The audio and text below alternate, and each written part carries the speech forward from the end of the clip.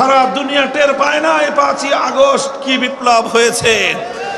অনেকে শুধু মনে করে এটা শুধুমাত্র ছাত্রদের কোটা বিরোধী বিপ্লব, অনেকে মনে করে এটা শুধুমাত্র জুলুমের বিরুদ্ধে, অন্যায়ের বিরুদ্ধে প্রতিবাদী মানুষের বিপ্লব। অনেকে মনে করে এই বিপ্লব ছিল শুধুমাত্র বৈষম্যহীন সমাজ গড়বার বিপ্লব। কিন্তু আমি দেখেছি এই বিপ্লবের মধ্য দিয়ে বাংলার তরুণ ছাত্র সমাজ, এদেশের মাদ্রাসা, স্কুল, কলেজ, ইউনিভার্সিটির মাদ্রাসার প্রতিটি ছাত্রের হৃদয়ের গহীনে একটা স্বপ্ন লালিত হচ্ছে। সে স্বপ্ন হলো সোনার মদিনার ইসলাম কায়েমের স্বপ্ন।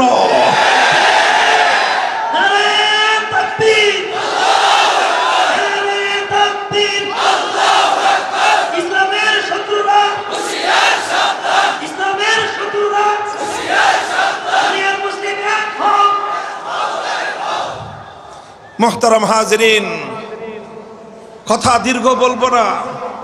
আল্লাহর পয়গম্বর মুহাম্মদ আরবি সাল্লাল্লাহু আলাইহি ওয়াসাল্লাম ওয়া হুয়া আস-সাদিকুল মাসদুক, আস-সাদিকুল মাসদুক।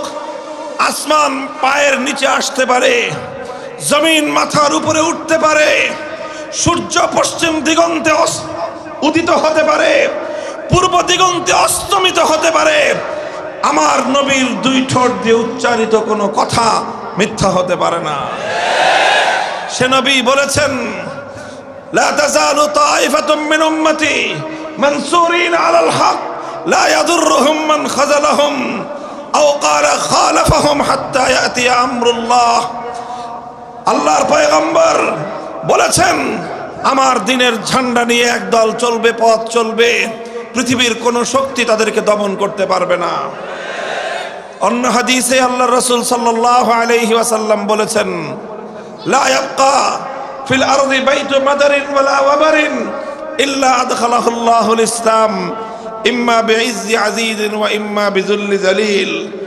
এই পৃথিবীর গোটা এই ভূপৃষ্ঠের মধ্যে একটা ঘর অবশিষ্ট থাকবে না, চাই সেই ঘরটা কোনো শহর অঞ্চলের দালান কোঠা হোক, অথবা সেই ঘরটা কোনো একেবারে মরু প্রান্তিক অঞ্চলের নিভৃত কোনো পল্লীর কোনো কাঁচা টিনের অথবা মাটির ঘর হোক, ইল্লা আদখালাহুল্লাহু কালিমাতাল ইসলাম।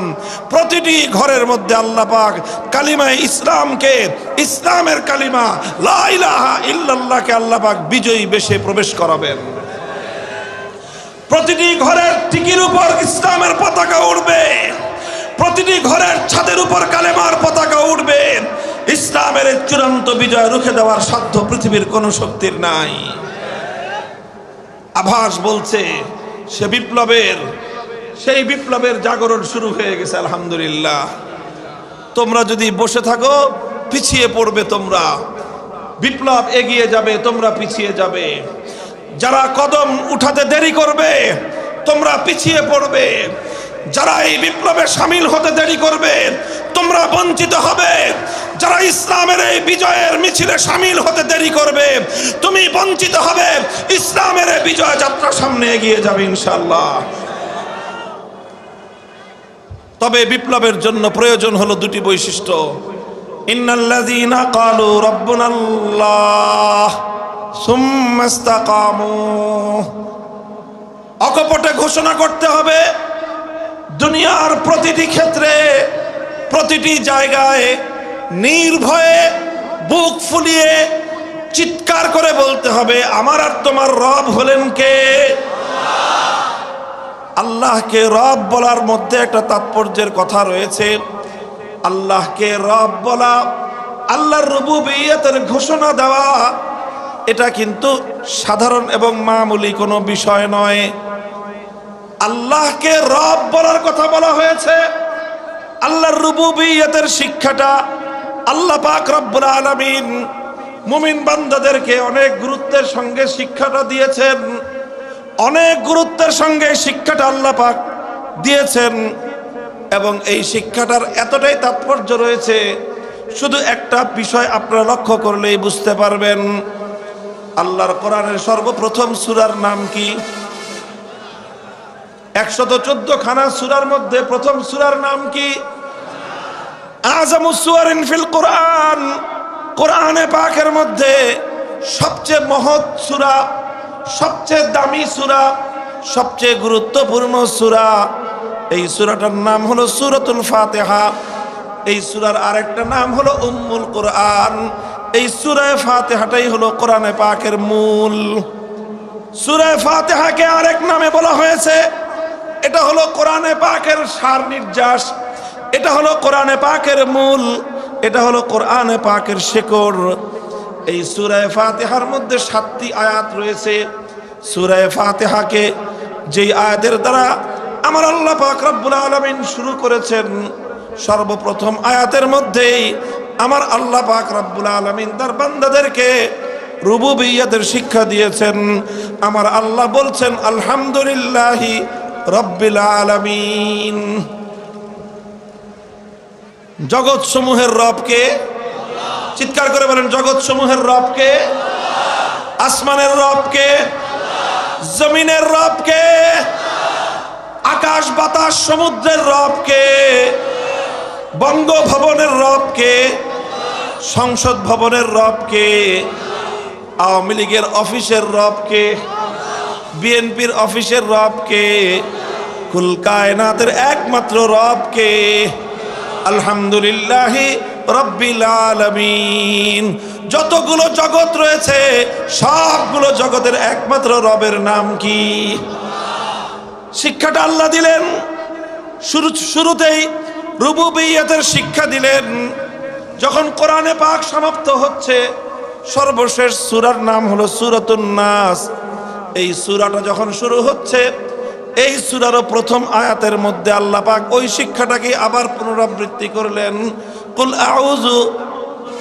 কুল আউযু বিরাব্বিন নাস। আমি আশ্রয় গ্রহণ করি ওই মালিকের, আমি আশ্রয় গ্রহণ করি ওই ক্ষমতাবানের, যিনি হলেন সমস্ত মানুষের রব।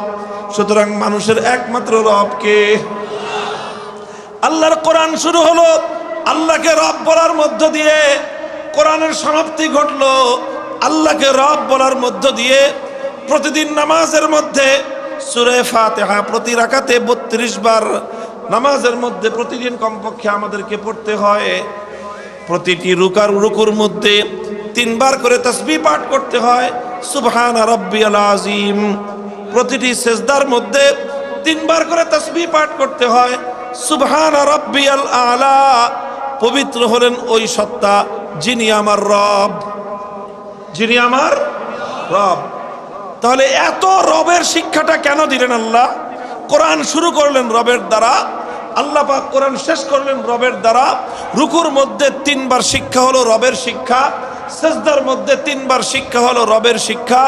এর মূল কারণ হলো আল্লাহ যেদিন আমাদেরকে সৃষ্টি করেছিলেন, সর্বপ্রথম যেদিন আদম আলাইহিস সালামকে আল্লাহ সৃষ্টি করলেন, আদম আলাইহিস সালামের পৃষ্ঠদেশ থেকে কিয়ামত পর্যন্ত আনেওয়ালা সমস্ত আদম সন্তানদেরকে আল্লাহ পাক বের করলেন। বের করে আল্লাহ পাক আদম সন্তানদের কাছ থেকে একটা অঙ্গীকার গ্রহণ করেছিলেন। কথা ঠিক না বেঠিক? সে অঙ্গীকারটার কথা আপনারা শুনেছেন।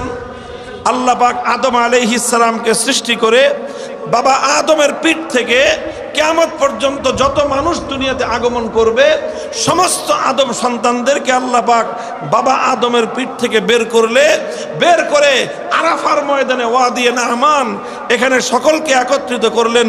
প্রতিটা মানুষ ছিল এক একটা গুড়ি পিঁপড়ার সমান। কিসের সমান? কিসের সমান? খালি পিঁপড়া না, ছোট পিঁপড়া আছে না, গুড়ি পিঁপড়া বলা হয়। এই গুড়ি পিঁপড়ার সমান ছিল এক একটা মানুষ। সমস্ত মানুষগুলোকে একটা মাঠে একত্রিত করে আল্লাহ পাক সেই মানুষের কাছ থেকে একটা শিক্ষা দিয়েছিলেন, সেই মানুষকে একটা সবক পড়িয়েছিলেন, সেই মানুষকে আল্লাহ পাক রব্বুল আলামিন একটা অঙ্গীকার নিয়েছিলেন।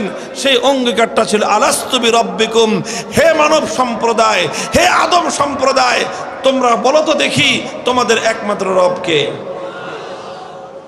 ওইখানে আল্লাহ পাক রুবুবিয়্যাতের শিক্ষা দিয়ে বললেন, যাও এবার দুনিয়াতে যাও, আমি তোমাদেরকে পরীক্ষা করব যে তোমরা যে আমাকে রব বলে স্বীকার করে গেলে এই রুবুবিয়্যতের শিক্ষাটা তোমরা মনে রাখতে পারো কি পারো না। আমি তোমাদেরকে দুনিয়ার ক্ষণে ক্ষণে বারবার আমার রুবুবিয়্যত, আমার রব হওয়ার শিক্ষাটা আমি তোমাকে দিলাম। এরপরে যখন তুমি এই দুনিয়ার জীবন অতিক্রম করে পরকালের ঘাটিতে কদম রাখবে, সর্বপ্রথম ঘাটি কবর। সেই কবরের মধ্যে শায়িত হওয়ার সঙ্গে সঙ্গে মুনকার নাকির এসে তোমাকে তিনটি প্রশ্ন করবেন। কয় প্রশ্ন? 3 প্রশ্নের মধ্যে সর্বপ্রথম প্রশ্ন হবে মার রব্বুকা, বলো তোমার রবকে, বলো তোমার। দেখেন একটা যোগসূত্র রয়েছে। আল্লাহ পাক রব্বুল ইজ্জত সেই রুহের জগতে শিক্ষা দিলেন, আলাস্তু বিরব্বিকুম, আমি কি তোমাদের রব নই?